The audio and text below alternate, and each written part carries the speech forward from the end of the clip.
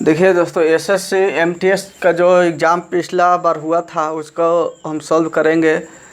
Question लिए हैं 5/8/2019 का जो हुआ था पेपर, उसको हम लिए हैं। देखिए है पहला क्वेश्चन, किसी गोले की त्रिज्या तथा एक लंब वृत्तीय बेलन के आधार की त्रिज्या तथा ऊंचाई बराबर है। तो गोले के पृष्ठीय क्षेत्रफल तथा बेलन के वक्र पृष्ठीय क्षेत्रफल का अनुपात ज्ञात करें। तो इसमें हमें सूत्र इसका कर लेंगे। पहले दिया है गोले का पृष्ठीय क्षेत्रफल, तो गोला का पृष्ठीय क्षेत्रफल, गोला का पृष्ठीय क्षेत्रफल। और किसका पूछा है? बेलन का वक्र पृष्ठीय क्षेत्रफल, बेलन का वक्र पृष्ठीय क्षेत्रफल। इस दोनों का अनुपात पूछा है। गोला का पृष्ठीय क्षेत्रफल क्या होता है? 4πr² होता है। और बेलन का क्या होता है? बेलन का होता है 2πrh, 2πrh होता है। तो देखिए 4πr² अनुपात 2πr। एच किसके बराबर है? त्रिज्या के बराबर है। जो उसका ऊंचाई है, त्रिज्या और ऊंचाई दोनों बराबर है आपस में, तो एच के जगह पर आर लिख सकते हैं। आर स्क्वायर से आर स्क्वायर कैंसिल हो गया, पाई से पाई कैंसिल हो गया, और ये तो 2 से कटेगा 2 बार में, तो इसका अनुपात कितना आएगा? 2:1। ऑप्शन नंबर ए सही होगा इसका, 2:1। देखिए दोस्तों, आप प्रीवियस ईयर करके जाइएगा तो आपको एग्ज़ाम में बहुत बेनिफिट होगा, ठीक ना। ये लॉकडाउन जो ही समाप्त होता है, इसको सरकार सभी एग्ज़ामों को लेना स्टार्ट करेगा। अभी फ़िलहाल उसको पोस्टपोन कर दिया है। एमटीएस के नोटिफिकेशन निकला था, लेकिन उसको पोस्टपोन कर दिया गया है। तो एक से 2 महीना के अंदर में एमटीएस का लेगा ही लेगा।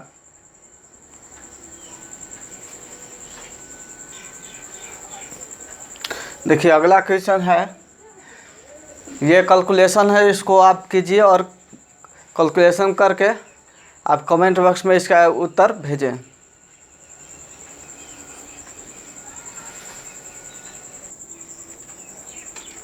अगला क्वेश्चन है, यदि x अनुपात y अनुपात z बराबर 3:4:5 हो तो x + y + z बराबर 96 हो, तो z का मान ज्ञात करें।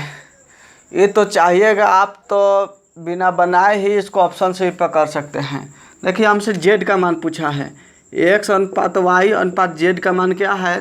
3:4:5 है। और z का मान पूछा है। z हमें क्या दिखाई दे रहा है? 5। ऑप्शन नंबर जो ए है 42 है। किसी संख्या में 5 से गुना करेंगे तो लास्ट में तो 2 आएगा नहीं, 3 कट गया।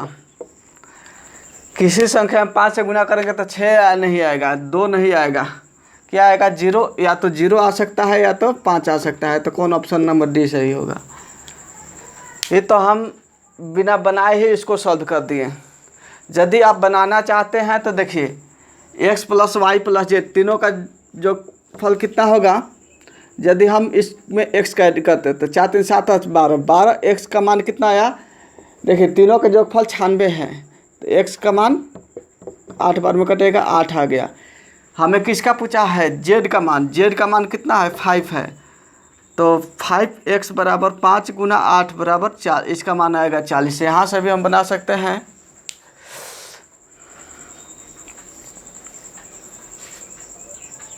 देखिए मेरा अगला क्वेश्चन है, ए ने किसी वस्तु को 15% लाभ पर 1495 रुपये में बेचा। उसने एक अन्य वस्तु खरीदी जिसका लागत मूल्य पहले खरीदी गई वस्तु के बराबर है। उसने इस वस्तु को 10% लाभ पर बेचा, तो ए ने कुल कितना लाभ कमाया? पहले क्या करेंगे? पहला वस्तु का विक्रय मूल्य दिया है और लाभ % दिया है, तो उसका क्रय मूल्य ज्ञात करेंगे। क्रय मूल्य बराबर कितना होगा? 1495 × 100 बटा में 115। देखिए कभी भी क्रय मूल्य निकालने के कहेगा या अंकित मूल्य कहेगा तो ऊपर में 100 से ही गुना करना है। कभी भी क्रय मूल्य निकालने के लिए कहेगा या अंकित मूल्य तो ऊपर में 100 से ही गुना करना है। और यदि लाभ कर रहा है तो बाटा में 100 में जोड़ देंगे और यदि हानि कहेगा तो जो बॉटम लिखना है 100 में घटा के लिखना है।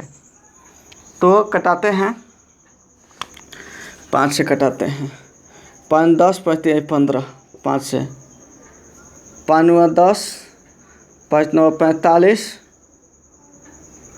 5 9 45। कितने बार में कटेगा?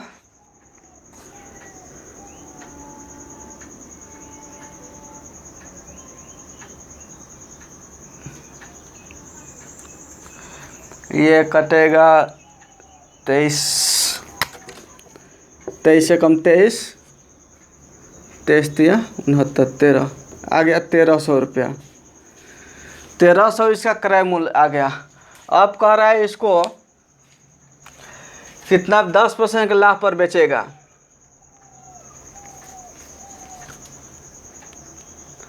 इसका क्रय मूल्य आ गया 1300।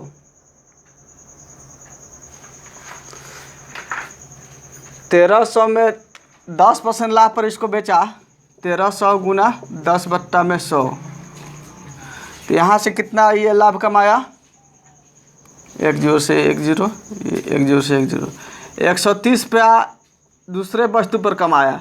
पहले वस्तु पर कितना 15% लाभ कमाया था। 1300 गुना 15/100, 2 0 से कटेंगे, गुना करेंगे। 15 ते 45 के 5 4 हासिल, 15 15 4 19, 195 रुपये यहाँ से आया। पहले वस्तु पर 195 रुपये लाभ कमाता है, दूसरे वस्तु पर 130 रुपये लाभ कमाता है। टोटल जोड़ लेंगे, 5 9 3 12 के 2 1 हासिल, 1 1 2 1 3, 325 रुपया। 325 ऑप्शन नंबर ए सही होगा। 325 रुपया का टोटल लाभ कमाया। पहले वस्तु पर कमाया 195 रुपये का लाभ, 15%। दूसरे वस्तु पर 10% का लाभ कमा रहा है तो 130 रुपया कमा रहा है लाभ। दोनों को जोड़ेंगे 325 रुपया हो जाएगा लाभ। तो ऑप्शन नंबर ए सही होगा।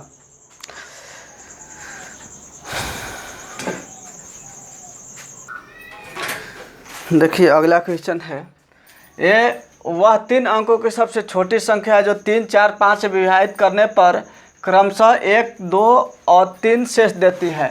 तो ए के अंकों का योग कितना होगा? तो 3 अंकों की संख्या छोटी संख्या यदि पूछे कहेगा कभी, सबसे छोटी से छोटी संख्या तो एलसीएम निकालना रहता है। बड़ी से बड़ी संख्या कहेगा तो एचसीएफ निकालना रहता है। तो 3 4 और 5 का एलसीएम कितना होगा? 60 होगा।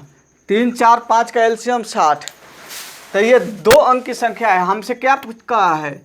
3 अंकों की संख्या है, तो इसमें 2 से गुना कर रहे हैं तो 120, 3 अंक की संख्या बन गया।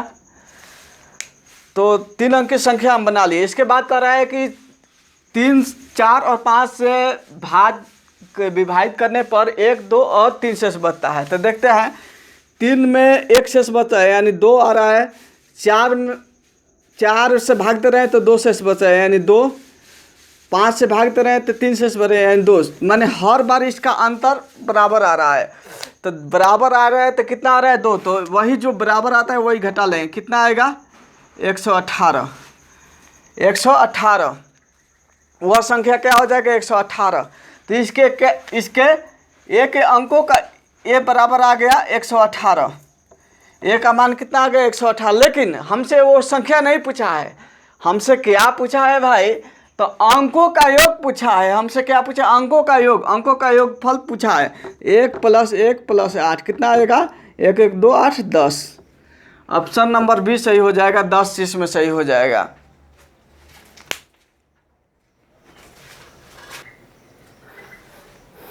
देखिए अगला क्वेश्चन है, ए किसी काज को अकेले 10 दिन में कर सकता है। ए तथा बी उसी काज को मिलकर 20/3 दिन में कर सकते हैं। ए बी और सी उसी काज को मिलकर 40/7 दिन में कर सकते हैं। बी और सी उसी काज को मिलकर कितने दिन में कर सकते हैं? सबका हम लिख लेंगे कौन कितना दिन में करता है। ए अकेले कितना दिन में कर रहा है? ए अकेले 10 दिन में कर रहा है। उसके बाद क्या कर रहा है? ए तथा बी मिलकर 20/3 दिन में। ए प्लस बी मिलकर 20/3 दिन में कर रहा है। और ए बी सी तीनों मिलकर, ए प्लस बी प्लस सी तीनों मिलकर 40/7 दिन में कर रहे हैं। देखिए 10/20/3 और 40/7 का एलसीएम निकालेंगे कितना आएगा, 40 आएगा। हम बाटा वाला एलसीएम कैसे निकालते हैं, इसके लिए हम क्या करते हैं, ऊपर वाला जो अंश होता है अंश का एलसीएम निकालते हैं और जो हर होता है हर का एचसीएफ निकाल लेते हैं। तो हर में इसमें 3 और 7 का एचसीएफ कितना आएगा, 1 आएगा। 3 और 7 का एचसीएफ 1 आएगा। 10, 20 और 40 का एलसीएम आएगा 40। देखिए 10 से डिवाइड करेंगे 40 को तो बार में कटेगा, 4 बार में। 20/3 से डिवाइड करेंगे तो 6 बार में कटेगा। 40/7 से डिवाइड करेंगे 7 बार में कटेगा। अब देखिए ए का कैपेसिटी है 4, ए का कैपेसिटी है 4, ए और बी दोनों मिलकर कर रहा है तो एक दिन में 6 यूनिट कर रहा है। यानी ए का कैपेसिटी कितना आया पर डे 4 यूनिट, बी का कैपेसिटी कितना आएगा, देखिए बी और सी मिलकर कर रहा है तो 6 यूनिट कर रहा है, ए अकेले 4 यूनिट, यानी बी कितना डेली 2 यूनिट कर रहा होगा। अब देखिए ए बी सी तीनों मिलकर डेली 7 यूनिट कर रहा है, तो ए और बी मिलकर डेली 6 यूनिट कर रहा है, यानी सी कितना कर रहा है, 1 यूनिट कर रहा होगा। सी डेली कितना कर रहा है, 1 यूनिट कर रहा है। तो अब हमसे क्या पूछा है, बी और सी उसी काज को मिलकर कितने दिन में करेंगे। टोटल काम कितना है, 40 यूनिट का काम करना है। टोटल 40 यूनिट काम करना है। बी और सी देखिए 2 और 1 मिलकर कितना 3, 40/3 दिन हो जाएगा। ऑप्शन नंबर सी सही हो जाएगा, 40/3 दिन में करेगा।